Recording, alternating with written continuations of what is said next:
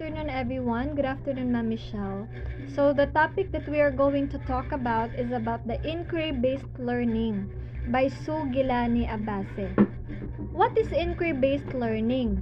Inquiry-based learning is an approach to learning that emphasizes the student's role in the learning process. Rather than the teacher telling students what they need to know, students are encouraged to explore the material or ask questions and share ideas. So inquiry-based learning are more focused on students' ideas rather than teachers' idea. So now let me start. So this report is made by very truly yours, Venus Diana Timalchor and Ma'am Jesel. So today's students will enter a job market that values skills and abilities far different from the traditional workplace talents that so ably served their parents and grandparents, says Baron. She further states, in essence, students must learn how to learn while responding to endlessly changing technologies and social, economic, and global conditions. So, dito, ang student itself will explore everything for their own learning. So, we are more focused on what they can do regardless of how the technology will change them and how technology is being used while they were learning. So, why did we need a change? Whenever societies have voids in them, revolutions start. In the changing world with new technologies every day, teaching methods has had to change. The change from the traditional method by just using textbooks to the inquiry method is a revolution in education. So noon sa panahon natin, textbook lang ang ginagamit natin while researching, right? But now, we have a lot of materials like or learning materials like the Google Chrome. So, doon madaling nakikita ng student ang gusto nilang mahanap in regards to their education. The science performance of 12th graders in the United States has declined from 1996 to 2005 on NAIP. American students have scored very low compared to other international students. Behaviorist scientists believe that behaviors such as acting, thinking, and feeling can be modified or altered. Therefore, if we need students to replicate a certain behavior, then our traditional teaching method works. However, if we need students to synthesize, understand, and apply the information, then we need to change our method. So, it is not necessarily na kailangan tanggalin natin yung traditional na teaching. Like using visual aids, we just need to upgrade because meron na namang mga PowerPoint. It is also for their own improvement, especially now na more on technologies na tayo. The constructivist model. The inquiry model places greater emphasis on understanding, forming relationships between concepts, and relating new learning to schema already present in the brain. So, ito po siya. I will send copy later po para sa para mas klaro. Next, are you a data detective? So, ito po. Problem, first the problem, understanding and defining the problem. Know how do we go about answering this question? Next, the plan. What to measure and how. Study design, recording, and collecting. Next, the data. Collection, management, and cleaning. Next is the analysis. Of course, sort data, construct table graphs, look for patterns, hypothesis generation. And then the last is the conclusion. Of course, the conclusion. Here, makikita natin ang interpretation, conclusions, new ideas, and communication. So, the National Science Education Standards.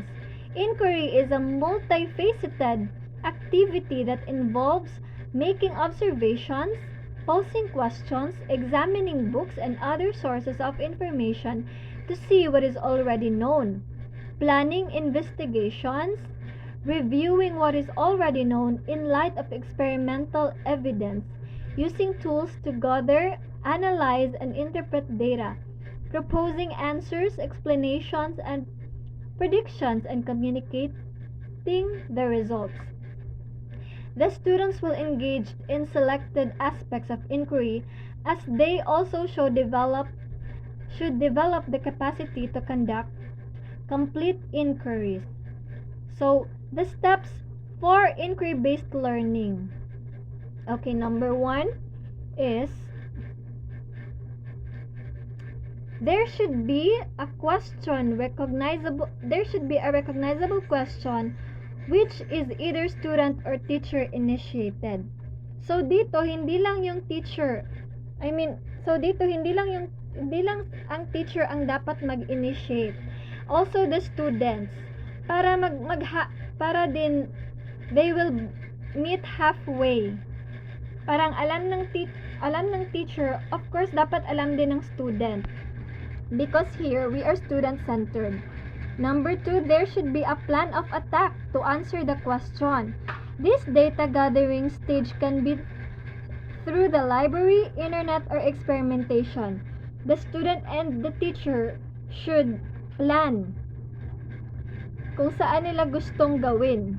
Either the library, internet, or gagawa sila ng experimentation as long as the student and the teacher will learn from it. Number 3, there should be a period of analysis where the hypothesis is formulated and tentatively evaluated. So, yun na, dapat na-gather na yung mga hypothesis, yung mga data, so that meron silang evaluation after.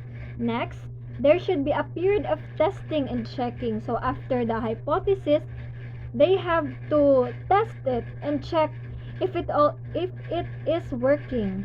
Number 5, conclusions should be drawn and written with the expectation that further data collection may force re-evaluation of the conclusion. The conclusions can be circulated around the classroom. So yun na, involved na dapat ang lahat. Next, the different types of inquiry.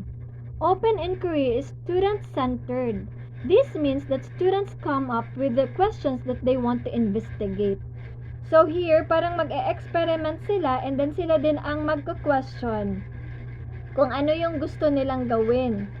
Guided inquiry involves the teacher helping students come up with questions or the investigations. Of course, we have to help our students with their ideas. Next, coupled inquiry is a combination of open and guided inquiry. The teachers begin with guided inquiry investigating specific benchmarks. From that point, it then changes to an open-ended inquiry investigation. This is very effective, especially if you would like to stick to the benchmarks. So the research. Liu et al. 2010 performed a study on the effectiveness of inquiry on 10 inquiry-based science units. The inquiry cohort significantly outperformed on both the proximal and distal items. Study states that science educators believe that open and guided inquiry are effective in developing inquiry skills and critical thinking. Other researchers claim that guided inquiry prevents a waste of time, reduces students' frustration due to achieving undesirable results or experiencing failure, and reduces student fear of the unknown, all of which may occur in open inquiry. So because we are student-centered, they will not be afraid to share their ideas. So, yung fear nila na baka ma-reject yung ideas nila is biglang mawawala because we have given them the chance to explore, to experiment, to ask questions by themselves with the support of the teachers. A study was done to evaluate the effectiveness of inquiry-based learning versus the traditional method, Einstein Project. The students that used inquiry showed a 4% increase in general science knowledge between their pre- and post-test scores compared to an only 1.7% increase in general science knowledge for non-STC students. In 1995, a study was conducted at the Center on Organization and Restructuring of Schools by Fred Newsman and colleagues at the University of Wisconsin. Was shown that the students were found to have significantly higher achievement on challenging tasks when they were taught with inquiry-based teaching, showing that involvement leads to understanding. So ito kasi yung nami-miss natin. We are so very traditional na tayo, it should be teachers only, and after that we ask the student a question ni hindi naman natin alam kung naintindihan nila. Wherein the inquiry-based theory, we are student-centered. They can experiment, of course, with our guidance. They can investigate, again with our guidance, and then they can ask questions that the teacher and the student initiates. So parang the student and the teacher always nagmi-meet halfway.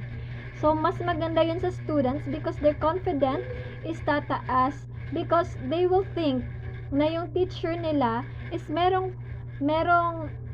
trust sa kanila that they can do anything and learn from it. Of course, with the approval of the teacher. So here are the rubric scores. 1, the goal was not achieved. 2, the goal was partly achieved. And 3, the goal was achieved. So, yun lang po ang aming report. Thank you so much.